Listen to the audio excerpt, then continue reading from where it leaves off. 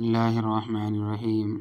درس حدیث سبق نمبر 8 وضو کا طریقہ۔ حضرت عثمان بن عفان رضی اللہ تعالیٰ عنہ سے روایت ہے کہ انہوں نے ایک دن اس طرح وضو فرمایا کہ پہلے اپنے دونوں ہاتھوں پر 3 دفعہ پانی ڈالا، پھر کلی کی اور ناک میں پانی لے کر اس کو نکالا اور ناک کی صفائی کی، پھر 3 دفعہ اپنا پورا چہرہ دھویا، اس کے بعد داہنا ہاتھ کوہنی تک 3 دفعہ دھویا، پھر اسی طرح بایاں ہاتھ کوہنی تک 3 دفعہ دھویا، اس کے بعد سر کا مسح کیا، پھر داہنا پاؤں 3 دفعہ دھویا، پھر اسی طرح بایاں پاؤں 3 دفعہ دھویا۔ اس طرح پورا وضو کرنے کے بعد حضرت عثمان بن عفان رضی اللہ تعالیٰ عنہ نے فرمایا کہ میں نے رسول اللہ صلی اللہ علیہ وسلم کو دیکھا کہ آپ نے بالکل میرے اس وضو کی طرح وضو فرمایا، اور ارشاد فرمایا کہ جس نے میرے وضو کے مطابق وضو کیا، پھر 2 رکعت نماز دل کی پوری توجہ کے ساتھ ایسی پڑھی جو حدیث نفس سے خالی رہی، یعنی دل میں ادھر ادھر کی باتیں نہیں سوچی، تو اس کے پچھلے سارے گناہ معاف ہو گئے۔ صحیح بخاری صحیح مسلم کی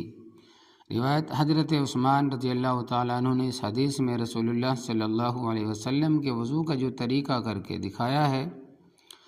یہی وضو کا افضل اور مسنون طریقہ، البتہ اس میں کلی اور پانی سے ناک کی صفائی سے متعلق نہیں بیان کیا گیا ہے آپ نے کتنے دفعہ کیا، لیکن بعض دوسری روایتوں میں 3 دفعہ کی وضاحت ہے۔ آگے حدیث میں جو رکعتیں خشوع و خضوع کے ساتھ پڑھنے کا ذکر ہے، ضروری نہیں وہ نفل ہی ہوں، بلکہ اگر کسی کو مسنون طریقے پر وضو کر کے کوئی فرض یا سنت نماز بھی ایسی نصیب ہو گئی جو حدیث نفس سے یعنی ادھر ادھر کے خیالات سے خالی رہی، تو انشاءاللہ تبارک و تعالی مغفرت اس کو بھی حاصل ہوگی۔ شارحین حدیث اور عارفین نے لکھا ہے کہ حدیث نفس یہ ہے کہ ادھر ادھر کا کوئی خیال ذہن میں آئے اور دل اس میں مشغول ہو جائے، لیکن اگر کوئی خطرہ دل میں گزرے اور دل اس میں مشغول نہ ہو بلکہ اس کو ہٹانے اور دفع کرنے کی کوشش کرے تو وہ مضر نہیں ہے۔ یہ چیز کاملین کو بھی پیش آتی ہے۔ ابو حیا سے روایت ہے کہ ابو حیا رضی اللہ تعالیٰ عنہ سے روایت ہے کہ میں نے حضرت علی رضی اللہ تعالیٰ عنہ کو دیکھا کہ آپ نے وضو اس طرح فرمایا کہ پہلے اپنے دونوں ہاتھوں کو اچھی طرح دھویا، یہاں تک کہ ان کو خوب اچھی طرح صاف کر دیا، پھر 3 دفعہ کلی کی، پھر 3 دفعہ پانی ناک میں لے کر اس کی صفائی کی، پھر چہرہ اور دونوں ہاتھوں کو 3 دفعہ دھویا، پھر سر کا مسح 1 دفعہ کیا، پھر دونوں پاؤں ٹخنوں تک دھوئے، اس کے بعد آپ کھڑے ہوئے اور کھڑے ہی کھڑے آپ نے وضو کا بچا ہوا پانی لے کر پیا۔ حضرت علی مرتضیٰ رضی اللہ تعالیٰ عنہ نے اس طرح پورا وضو کر کے دکھانے کے بعد فرمایا کہ میں نے چاہا کہ تمہیں دکھلاؤں کہ رسول اللہ صلی اللہ علیہ وسلم کس طرح وضو فرمایا کرتے تھے۔ تشریح: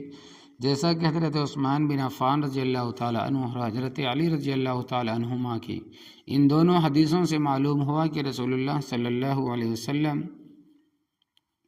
عام طور پر سے وضو اسی طرح فرماتے تھے، دھونے والے اعضاء کو 3 دفعہ دھوتے تھے اور سر پر مسح 1 ہی دفعہ فرماتے تھے،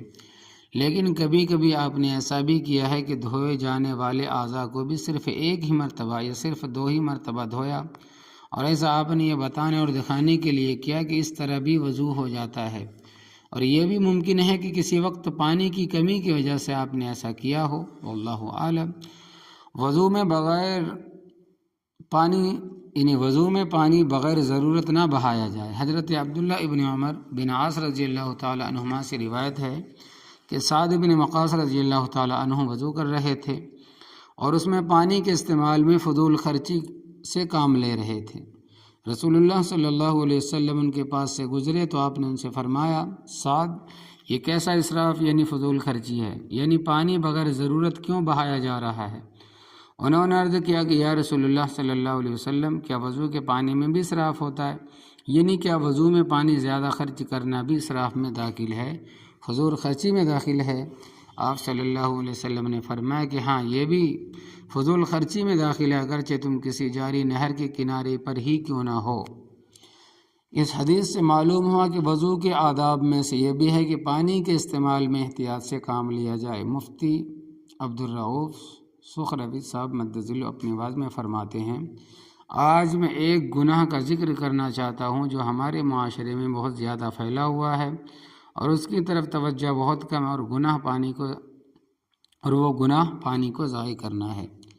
یہ گناہ بھی بہت ہی زیادہ عام ہو گیا اور ساری دنیا میں پھیلا ہوا ہے۔ خاص طور پر وضو کے دوران بہت زیادہ پانی ضائع کیا جاتا ہے، برباد کیا جاتا ہے، اور پانی کا اسراف بلا شبہ ایک گناہ ہے، اور اگر اس گناہ کی عادت پڑ گئی تو اور زیادہ سنگین ہو جاتا ہے۔ اس وقت حالت یہ ہے کہ اس گناہ کی عام عادت بن گئی ہے۔ ہر وضو کے بعد ذکر اور نماز۔ حضرت ابو ہریرہ رضی اللہ تعالیٰ عنہ سے روایت ہے کہ رسول اللہ صلی اللہ علیہ وسلم نے ایک دن فجر کی نماز کے بعد بلال رضی اللہ تعالیٰ عنہ سے فرمایا کہ تمہیں اپنے جس اسلامی عمل سے سب سے زیادہ امید و خیر و ثواب خیر و ثواب ہو وہ مجھے بتلاؤ، کیونکہ میں نے تمہارے قدموں کی چاپ جنت میں اپنے آگے آگے سنی ہے۔ مطلب یہ ہے کہ رات میں نے خواب میں دیکھا کہ میں جنت میں چل پھر رہا ہوں اور آگے آگے تمہارے قدموں کی آہٹ سن رہا ہوں،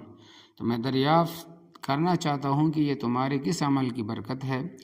لہذا تم مجھے اپنا وہ عمل بتاؤ جس سے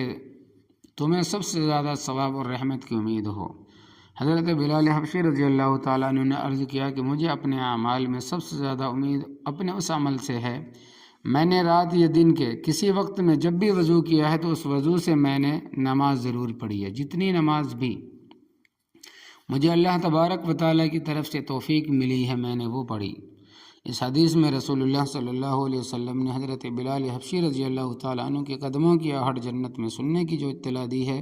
یہ خواب کا واقعہ، اس لیے یہ سوال پیدا ہی نہیں ہوتا کہ بلال رضی اللہ تعالیٰ عنہ حضرت بلال حبشی رضی اللہ تعالیٰ عنہ زندگی ہی میں جنت میں کس طرح پہنچ گئے۔ البتہ نبی کریم صلی اللہ علیہ وسلم کا خواب میں حضرت بلال رضی اللہ تعالیٰ عنہ کو جنت میں دیکھنا، اس کا بیان فرمانا، اس بات کی قطعی شہادت ہے کہ حضرت بلال جنتی ہے، بلکہ درجہ اول کے جنتیوں میں ہے۔ اس حدیث کا خاص یہ پیغام ہے کہ بندہ اس کی عادت ڈالے کہ جب بھی وضو کرے تو اس سے حسب